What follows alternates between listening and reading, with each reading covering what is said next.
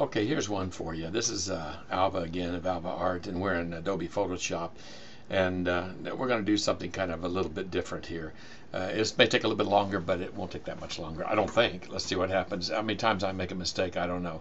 We have two images up here, and I'd like to put the moon in the background of these fall color images. Both of them were taken basically in the same direction, fairly close to the same direction. It's just a little bit different time of the year. Not much, just a little bit. So what I want to do first is I want to take this top image that we're working with, and I want to go ahead and work with it first.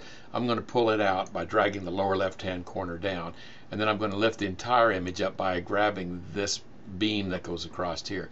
I'm going to make a selection, and the easiest way to make a selection is use the magic wand tool for a quick selection, and it's selecting way too much of the image because I have the tolerance set up to 200.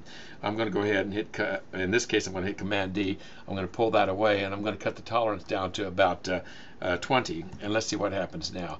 Now we only get the sky in and some of the other stuff. I'm going to hold my Shift key down, and I'm going to click some of those things that weren't selected, and as you'll see, I've kind of pulling all those as a selection.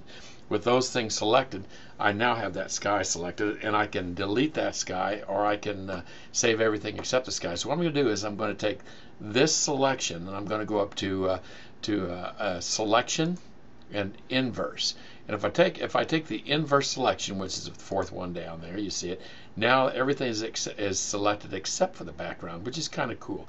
So I'm going to take this image, and I'm going to pull it a little bit to the side here.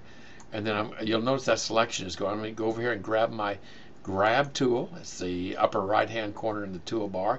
I'm going to grab those red trees. I'm going to move them all the way over here to this image, and you can see that that is right behind the moon there. Now this is obviously not where we want this to be, so we have to do a little bit of adjusting to make these two images because they're both different sizes. And I'll talk to you about size in the next video or two.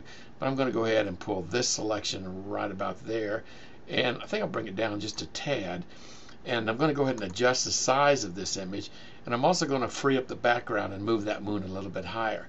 Now this background on this image right here that we're looking at is locked, so if I go over to the right where it says background and I double click on it, I get a layer option, layer O. I'm just going to approve it. You can name that layer if you want to. I'm not too organized, so I really don't care. And now I can move that moon up there quite a ways. See how that works? Now I'm going to go over here and grab the background, and then I'm going to hold my Shift key down. I'm going to go to Edit, Transform, Scale, pretty easy, Shift key, and I'm going to pull that up so everything remains in constraint. And at this particular point, you can begin to see now what's happening there. I'm going to hit Return, and now at this point, the moon is in the background. Now, if I want the moon over here, I've got all of this image that I'm not sure. I kind of like to balance this out a little bit, upper right hand corner, but I've got all this space here that needs to be fulfilled. So that's going to be pretty easy to do. All I have to do is I'm going to hide this. I'm going to come over here, selection tool, upper left hand column, grab a little box here. I'm going to take that box, I'm going to hit, since I'm on that layer, I'm going to hit Control C and Control V, and then I'm going to take the drag tool, and I'm going to drag that box that I've copied and put it right there. Now let's put this one back down again, and now look, we've got all that in, we've moved it over, everything looks kind of cool. We can see a little bit of a white haze along this, but you know what, the basic upshot I think you kind of get.